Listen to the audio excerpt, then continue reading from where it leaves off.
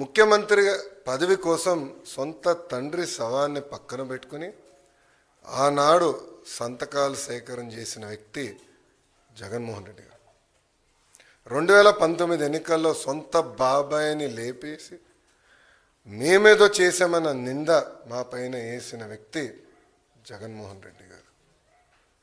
ఇంతేకాకుండా ఈరోజు ప్రభుత్వం పైన, బడ్జెట్ పైన, గౌరవ ఉప ముఖ్యమంత్రి గారి పైన మాట్లాడి చూస్తే నిజంగానే నాకు చాలా ఆశ్చర్యం వేస్తుంది. పరదాల ప్రభుత్వం ఈరోజు పోయింది. అదేవిధంగా బూతులు తిట్టే శాసనసభ్యులు కూడా పోయారు. ఎప్పుడు లేని విధంగా ప్రజల కోరిక మేరకు ప్రజలకు ఏదైతే అవసరం ఉందో అది ఈరోజు బడ్జెట్లో మేము పెట్టుకుంటాం జరిగింది. ఎన్నికల ముందల వై నాట్ 175 అని పదే పదే చెప్పిన వ్యక్తి ప్రజలు 11 స్థానాలు ఇచ్చారు. ప్రజలే మీకు ప్రతిపక్ష హోదా ఇవ్వకూడదని నిర్ణయించుకున్నారు.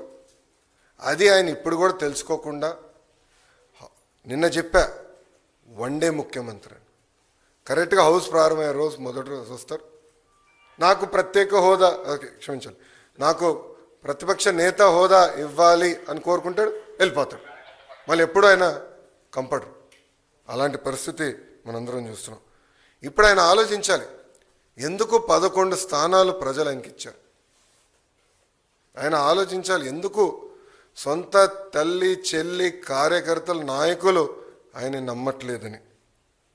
మొన్న బ్యాలెట్ ద్వారా దాదాపు 67% ఓట్లు కూటమి అభ్యర్థులు ఆల్పాటి రాజేంద్ర ప్రసాద్ గారు, ఇంకొక పక్కన రాజశేఖర్ గారు ఓట్లు సాధించారు. నేను చెప్పా, ఈవీఎం అయినా బ్యాలెట్ అయినా గెలుపు కూటమి ప్రభుత్వంది. అలాంటిది ఈరోజు గౌరవ ఉప ముఖ్యమంత్రి గారిని కించపరిచే విధంగా ఆయన మాట్లాడారు. ఆయన మాజీ ముఖ్యమంత్రి జగన్మోహన్ రెడ్డి గారు ఒకసారి ఆలోచించారు. మొన్న ఎన్నికల్లో ఆయనకు వచ్చిన మెజారిటీ ఎంత, గౌరవ ఉప ముఖ్యమంత్రి గారికి వచ్చిన మెజారిటీ ఎంత. మొన్న జరిగిన ఎన్నికల్లో వైకాపాకి ఎన్ని సీట్లు వచ్చినాయి, జనసేన పార్టీకి ఎన్ని సీట్లు వచ్చినాయో ఆయన ఒకసారి ఆలోచించాలి. అంతేగాని నోరుంది కనుక ఇప్పుడు కూడా నేను అనుకుందే రైటు, అధికారంలో ఉన్న వాళ్ళు నేను కించపరిచే విధంగా మాట్లాడతాను, ఎగతాళి చేస్తూ ఉంటాం. నిజంగానే చాలా చాలా బాధాకరం. ఈరోజు రాష్ట్రంలో మీరు చూస్తే ఎప్పుడు లేని విధంగా మన అభివృద్ధి కార్యక్రమాలు మనం ప్రారంభించుకున్నాం. ఎప్పుడు రాని విధంగా ఈరోజు పెద్ద ఎత్తున ఆంధ్ర రాష్ట్రానికి పెట్టుబడులు వస్తున్నాయి. మీరు చూసారు, ఒక టీసీఎస్ కానీ, ఆర్సిలర్ మిత్తల్ కానివ్వండి, ఎన్టీపీసీ గ్రీన్ కానివ్వండి, రిలయన్స్ సిబిజీ ప్రాజెక్టులు కానివ్వండి, ఇట్లా అనేక పెట్టుబడులు ఎప్పుడు రాని విధంగా మన రాష్ట్రానికి వస్తున్నాయి.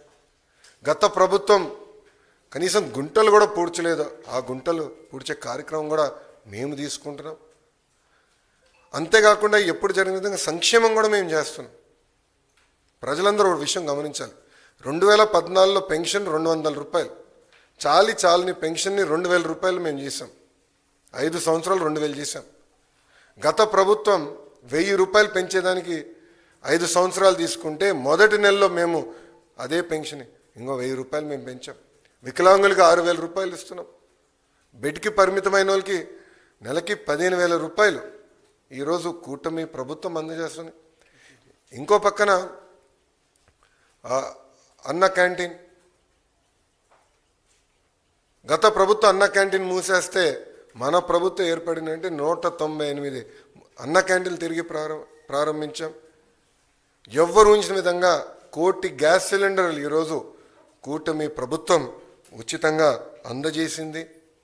ఇంకా ఇసుక కూడా మీరు చూశారు, కేవలం లోడింగ్ ఛార్జీలు, ట్రాన్స్పోర్టేషన్ ఛార్జీలు తప్ప ఇసుకను కూడా మనం ఫ్రీ చేసాం. ఇంకా మిడ్ డే మీల్లో కానివ్వండి, సంక్షేమ హాస్టల్స్లో కానివ్వండి, ఈరోజు ఫైన్ రైస్ కూడా మన ప్రభుత్వం అమలు చేయబోతుంది. ఇంకా మే నెలలో తల్లికి వందనం కార్యక్రమం కానివ్వండి, అన్నదాత సుఖీభావ కార్యక్రమం కూడా అమలు చేయబోతున్నాం. 5 సంవత్సరాలు వాళ్ళు ఒక్క డిఎస్సి వేయలేదండి. అసలు డిఎస్సి పైన మాట్లాడే అర్హత మీకు ఎవరిచ్చారండి? నిరుద్యోగులు మా పైన బాధ్యత పెట్టారు. మొన్న జరిగిన గ్రాడ్యుయేట్ ఎన్నికల ఫలితాల తర్వాత బాధ్యత మాకు పెరిగింది. అందుకే మేము చాలా స్పష్టంగా చెప్పా, 1 మ్యాన్ కమిషన్ రిపోర్ట్ వచ్చిన వెంటనే డిఎస్సి ప్రక్రియ ప్రారంభిస్తాం. ఇప్పటికీ టెట్ పూర్తి చేశామని చెప్పి అది కూడా ఈ నెలలోనే చేస్తామని కూడా నేను నిరుద్యోగులకు హామీ ఇచ్చాను. సో ఇట్లా ఇచ్చిన ప్రతి హామీ మేము ఒక పద్ధతి ప్రకారం నిలబెట్టుకుంటుంది కూటమి ప్రభుత్వం.